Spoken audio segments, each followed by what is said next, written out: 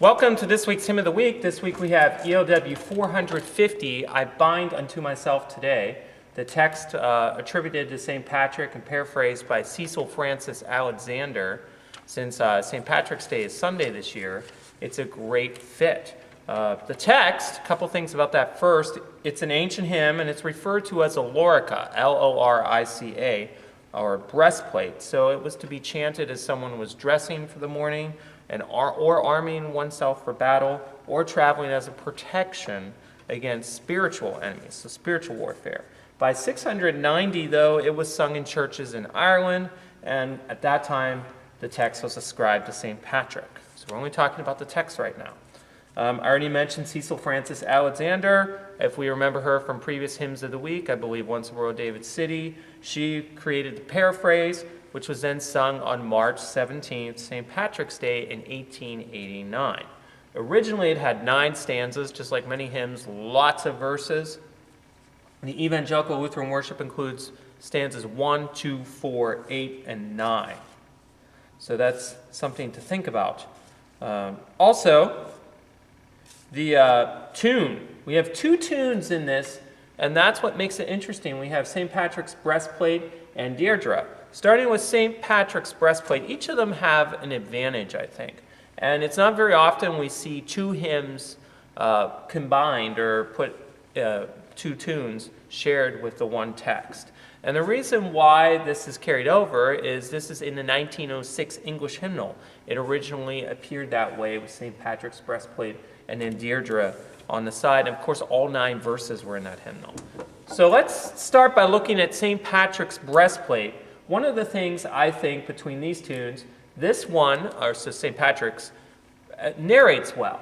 And then we have the Deirdre, which celebrates well. So let's take a look.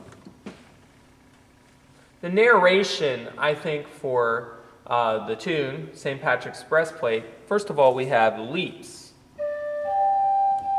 thirds, fourths, fifths, and even octaves at times. So lots of leaps.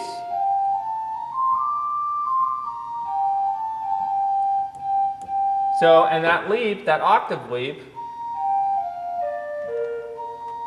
so we have lots of leaps that I think lends itself to narration. And then we also have the range of the entire tune, which stretches from pretty wide, because we get the low note of the B flat going all the way up to the third above. So actually, a tenth or a third above the octave. So it's quite a large range. And also, I think the chordal structure is important. Now, I've elected over the years, I've played it in many different denominations, in different hymnals. I've elected to create a version that I think is hopefully chordally. It's a mixture of probably what you find in English hymnal, probably the Episcopal 1982 hymnal, and probably some of the Lutheran and Presbyterian hymnals, just because it's influenced me in so many different ways. But I think that's important because it lends itself for congregational singing. So that, I think, discusses the narration part of St. Patrick's Breastplate. What about Deirdre? And here in the ELW, it only comes up with verse 4. And again, this is that celebration. So let's take the reed, take the oboe, and bring some celebration into the house here. And this is why I think it celebrates well, because it gives a festive feel through these dotted rhythms.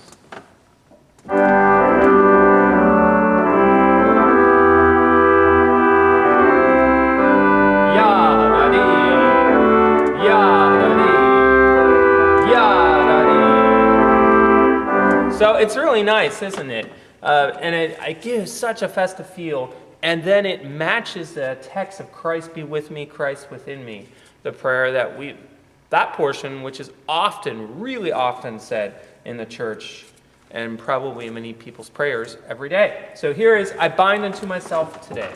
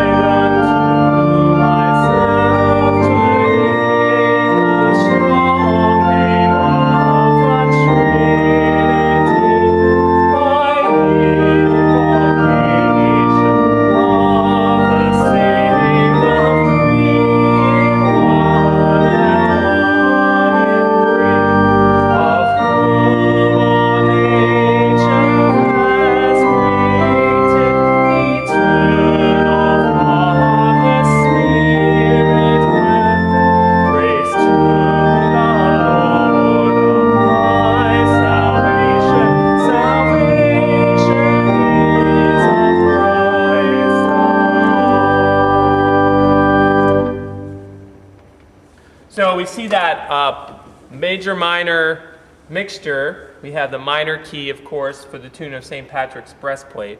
At least that's how I'm setting it. And of course, then we have the major for Deirdre. And it's a nice contrast that it creates as it's speaking of the Holy Trinity. Thank you very much for listening to Hymn of the Week.